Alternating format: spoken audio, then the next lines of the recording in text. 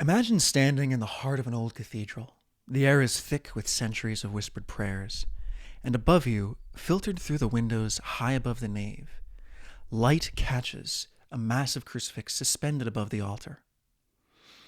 What do you see in this moment?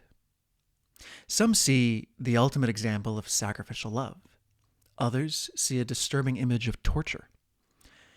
And others, maybe even an ex-Catholic like myself, might see in it a symbol of self-actualization. Which brings us to the question, whose interpretation is correct? Or even, is there one correct interpretation? Does this symbol have an objective meaning independent of any one individual's consciousness? Or can anyone assign their own meaning to it? A few weeks ago, I shared something that sparked some debate. How Catholic symbols actually became more meaningful to me after I left the church. I was sharing how images like the cross and the Virgin Mary and rituals like the Mass spoke to me in ways beyond and sometimes in contradiction to their approved dogmatic interpretation. But a few people challenged me on this. They asked, who are you to interpret these symbols in new ways? If the church created these symbols and decided what they mean, and they now have millennia of usage behind them, who are you to come along and say that they mean something else? I think it's a great question, because in order to answer it, we have to understand symbols and the nature, what symbols are and the nature of meaning itself at a much deeper level. So in order to answer this question, I'm going to discuss what symbols are, how they form, and I'm also going to discuss what the concept meaning actually, means.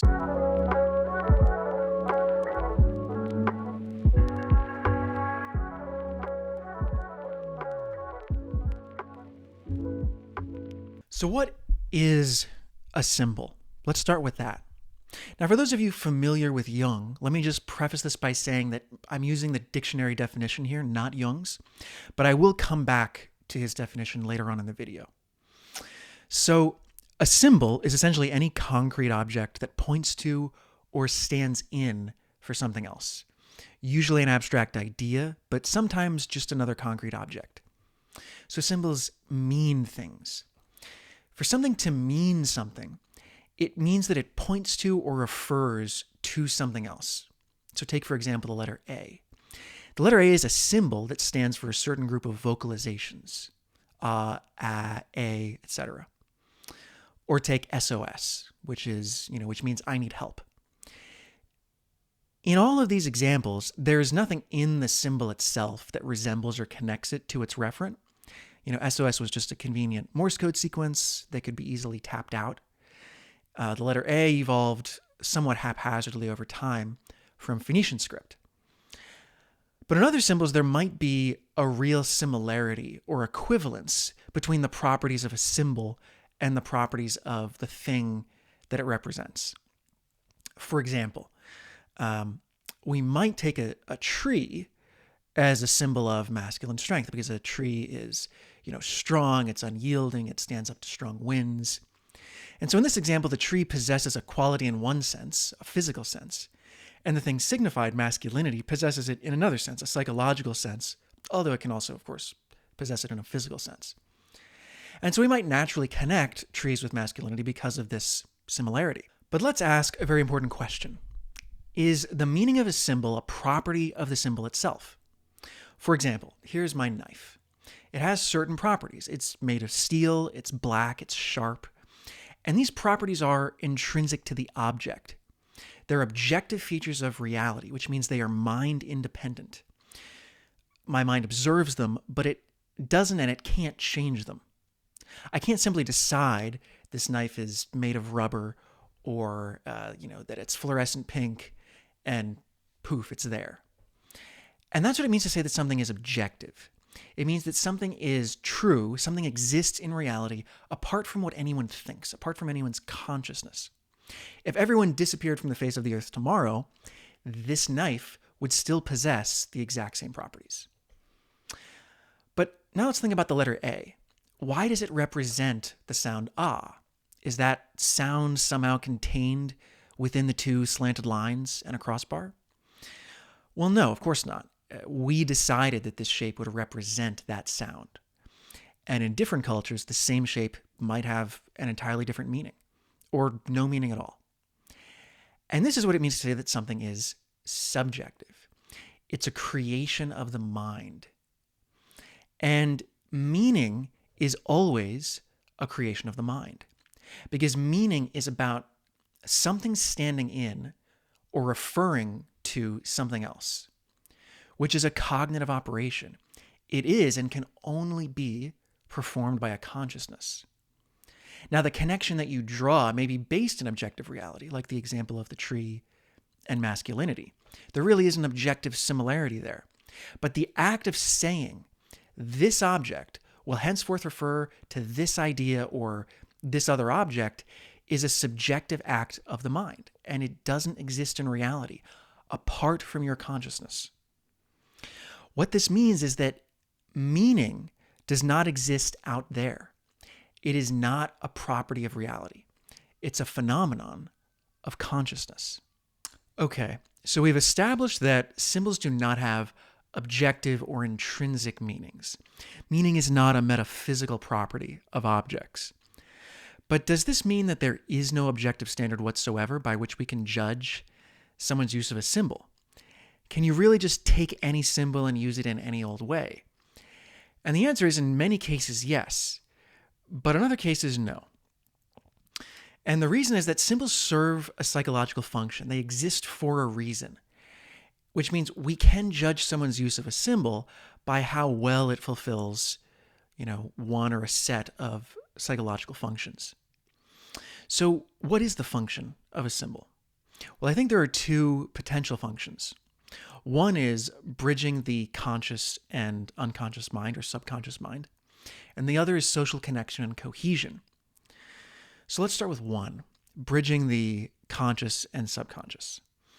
So for a little background, we can only hold a very small number of things in our conscious awareness at one time.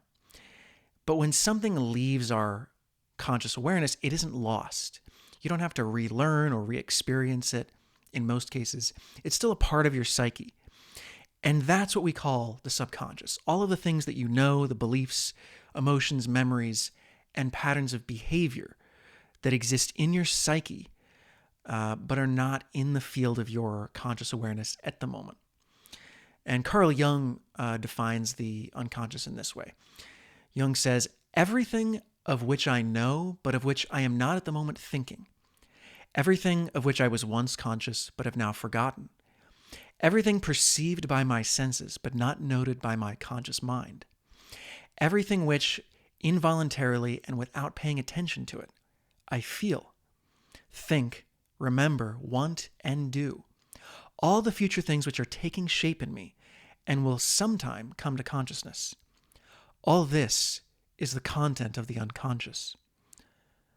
Now, there are two things to keep in mind about the subconscious for our purposes. One is that it is not inert. So the content of your subconscious isn't sitting in cold storage, waiting to be brought out and thawed by your conscious mind at its discretion.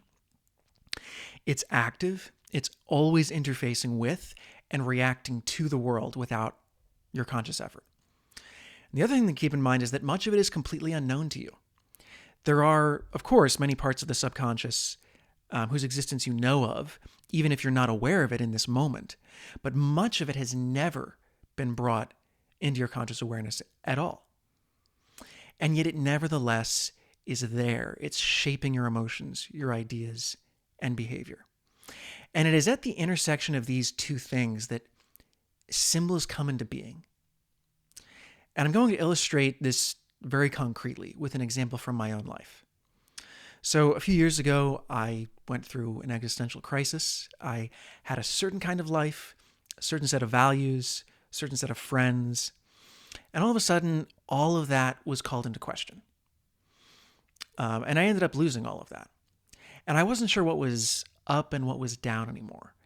I was intellectually and morally disoriented. And of course, during this period, I was, doing a lot of soul searching, and I began finding myself strangely drawn to trees. I'd find myself looking at them on my drive home or while walking through my neighborhood, and I would think to myself, that means something. I don't know what it means, but it means something important to me personally. In other words, the tree evoked a very strong, and in my case, positive emotion, but I didn't know what it meant. And this is what symbols do, and it's how I think a great many of mankind's great symbols arose. They arose spontaneously when someone encountered some concrete object, either in the physical world, as in my case, or in their imagination or in a dream, and found themselves unaccountably moved by it. It meant something mysterious to them. It was telling them something about their own psyche, but they didn't know what, at least not when they first encountered it.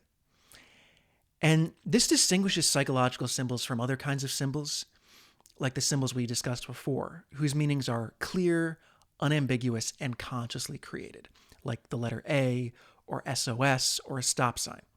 And Carl Jung doesn't even call those kinds of symbols. He calls them signs. And he defines a symbol like this. He says, what we call a symbol is a term, a name, or an image, which in itself may be familiar to us, but its connotation, use, and application are specific or peculiar and hint at a hidden, vague, or unknown meaning. A term or image is symbolic when it means more than it denotes or expresses. It has a wider, unconscious aspect. So how does a symbol like this come into being? How does an object come to mean something mysterious about our own subconscious? Well, one of the things our mind does is it looks for similarities between things. In fact, creating mental categories of things based on the similarities is the fundamental act of human reason. It's what we do when we form concepts. And that autonomous subconscious of ours is always scanning the world for similarities and differences and categorizing them and running corresponding mental and emotional programs. And what happens, I think, during symbol formation is that the subconscious, it's obviously not doing concept formation, but it's recognized some correspondence or commonality between the object symbol and some important unknown content of the subconscious. It's our psyche's attempt to bring up some hidden or suppressed or repressed content from the subterranean passages of our own mind and bring it into the light of day so that we can incorporate it into our consciousness. And anyone who has experienced this spontaneous upwelling of symbolic meaning enters into a dialogue with the symbol. And you can do this through artistic creation. People often, they draw or they paint images of their symbols. That's why the logo for this channel prominently incorporates a tree, actually. It's a symbol I've played around with for years. And, so that's one way you can do it. Another way is to engage with it just mentally or by putting yourself in the presence of the symbol. So before I attempted to depict it artistically, I simply allowed the image of the tree to occupy space in my mind, or I would spend time sitting with trees, sitting under the shade of a tree in my front yard, and just noticing what came up for me emotionally. And I was trying to conceptualize that unconceptualized sense of meaning that welled up in the symbol's presence.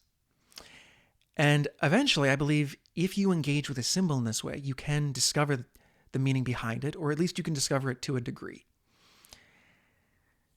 So if we're taking a case like this, how can we judge someone's use of a symbol? How can we judge how appropriate it is from this standpoint of how well it connects us with our subconscious? And the answer is, it's hard for us to do that for someone else, because the appropriateness of the symbol is based not only on the objective nature of the object turned symbol and the nature of man, which is common to all of us, but also on that individual's personal experiences and ideas, which means that the symbol that arises from his subconscious, if it genuinely does so, is the right one, whatever it may be, and whatever connotation it might have in the wider world. You cannot criticize someone on the grounds that the symbol has another meaning socially or in this religion or that religion, because the purpose of this symbol is not social. It is deeply and profoundly personal, and it arises from the personal. But of course, symbols are not just personal, they're social. And that brings us to the second function of symbolism: social connection and cultural cohesion. So many symbols arise in the individual psyche and remain there. You might share them only with a small group or no one at all. But others are widely adopted by members of a group: religious icons, national emblems, sports team mascots, company logos. And symbols in this context not only connect individuals with their own subconscious, they also unite groups around shared values. So they serve as a representation of those values and as a tangible rallying point for group members. And so in this way, symbols acquire a socially agreed upon meaning. So if you're going to use a symbol socially, you have to consider if it has a pre-existing social meaning. Because many symbols have already acquired a particular meaning due to famous or infamous social use. And any attempt to repurpose them could be difficult, because you essentially have to reprogram the public's deep-rooted associations to the symbol. And, probably the starkest example of this that I could use is the swastika. It's, perhaps the most infamous example of a malevolent symbol in modern times. It's an ancient symbol with a history that long predates Nazism, but the Nazis gave it a very specific meaning. And that arouses violent emotion on both sides of the issue. And so attempting to repurpose it socially to rebrand the swastika or rescue it from the Nazis is at least ill-advised, if not impossible. Any attempt to do so is probably just going to create confusion and hostility. It might be possible in a century or two when, the memory of something like Nazism has faded, but very likely not now. So I don't recommend trying to repurpose the swastika as a symbol of peace and love. You're likely, if you try that, to just end up in a Key and Peele skit. So from a social standpoint, I would have to agree with our commenter and some of the other people who criticized me last time. We can objectively judge someone's use of a symbol, like the swastika, as at best inopportune and at worst foolish or even malevolent. But the swastika is also a pretty clear-cut example. There's a deep-rooted social meaning there that could be difficult and dangerous to change. But what about something like the cross? The cross obviously does not suffer from the same disadvantages. While for me and for other ex-Christians, it does have negative connotations, it also has positive ones. And for many people in our society, its meaning is entirely and profoundly positive, at least from their perspective. On the other hand, it does have a 2,000-year history of meaning already. So from a social standpoint, I'm undecided. I'm not sure if it would make sense to repurpose the cross into a symbol of, say, individuation or something like that. That being said, if the cross speaks to you personally as a symbol of individuation or self-realization or something along those lines, then, like I said earlier, I think you should certainly engage with it in that way.